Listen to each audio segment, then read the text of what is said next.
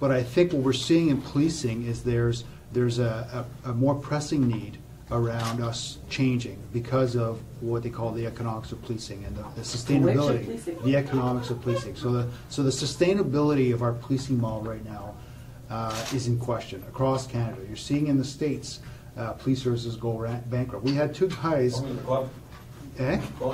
Yeah, so we had two guys come up from Detroit, part of our dive training team. And the stories they're telling us is, they've slashed 1/3 of their police service. All their specialty units are gone. They had to pay their own way up here to get training. And so that's happening in the States. It's happened in the UK.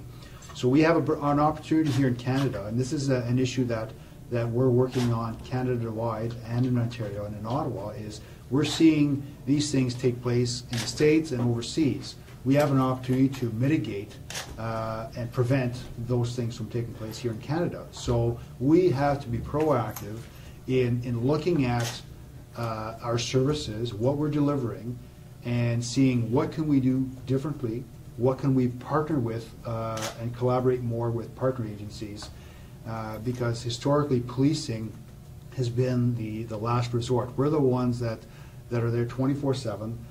That respond to everything when nobody's around. We are the ones that are going to be going when there's a crisis.